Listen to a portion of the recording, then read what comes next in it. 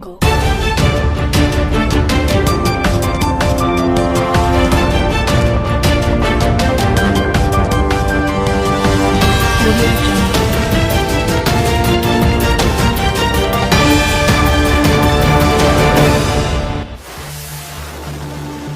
China plans to give the U.S. a taste of their own medicine by sending warships towards the American coastline, in what would be seen in the White House as an act of war.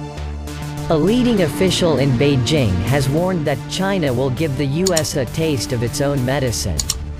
This comes amid increasing military tensions between the two superpowers.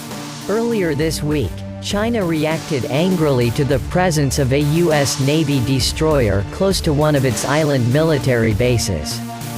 In response, an irate Beijing condemned Washington's bullying and vowed to give the United States a taste of its own medicine.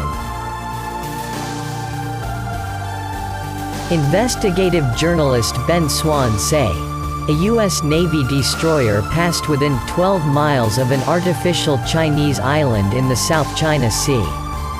China has referred to this action as a naked provocation. Now the push in China is to give an exact response, for China to send within 12 miles of U.S. bases as well as U.S. allies, which would likely be viewed as an act of war. He pointed to Yang Jiechi, the Central Foreign Affairs Commission director, who said, "Only by making the U.S. have a taste of its own medicine can China touch the nerves of the U.S. and its allies. China will reshape the Western world's understanding of the U.S. bullying in the South China Sea."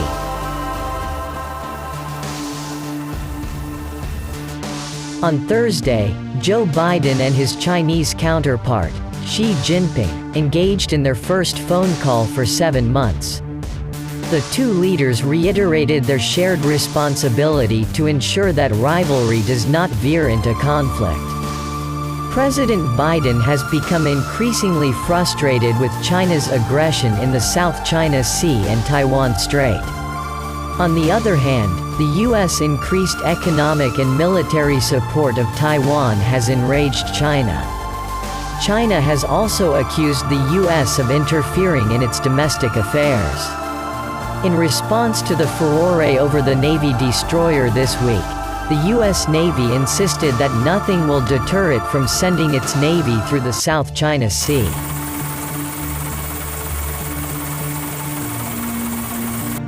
The USS Benfold, a guided missile destroyer, sailed within 12 nautical miles of Mischief Reef.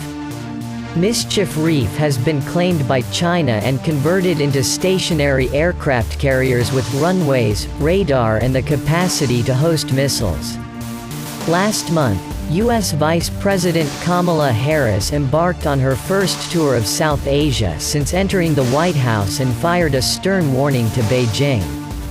Ms. Harris vowed the U.S. would maintain its strong presence in the South China Sea. Meanwhile, the Chinese People's Liberation Army Southern Theater Command on Wednesday vowed to stay on high alert and safeguard China's sovereignty and security, and protect peace and stability in the South China Sea. But China has no sovereignty there. At least none that the US, Vietnam, Malaysia, Taiwan and the Philippines accept. It built a series of artificial island fortresses atop what were once tidal reefs in the Spratly and Paracel Islands.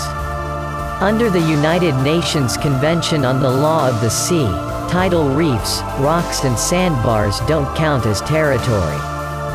Nor do artificial islands. China upped the ante by demanding that any vessel that poses a threat to China register its presence, intent, and nature when seeking to enter its territorial waters.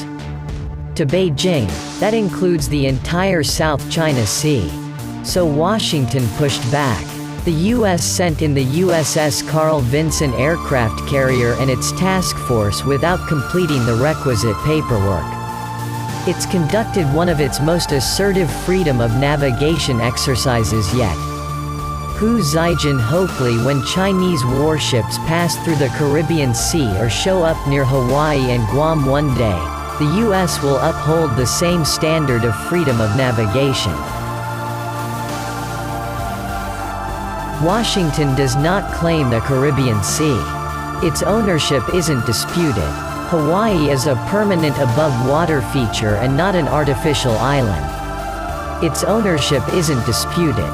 Chinese naval vessels freely passing through the 12 nautical mile territorial waters of Guam and Hawaii all allowed under undefined innocent passage rules. Washington argues it applies its interpretation of UNCLOS standards to all unconfirmed claimants, be they Vietnam, Taiwan, the Philippines or China. It recently upset its Quad ally India by conducting a similar FONOP passage in its disputed waters.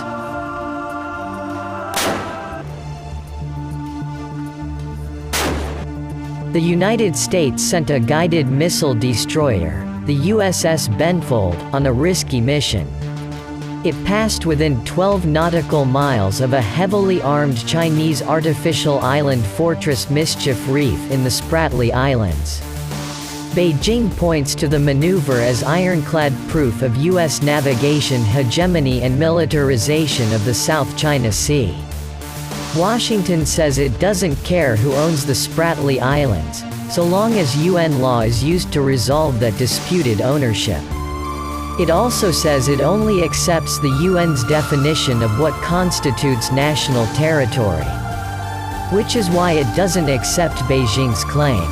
Nor does it accept that artificial islands impart sovereignty.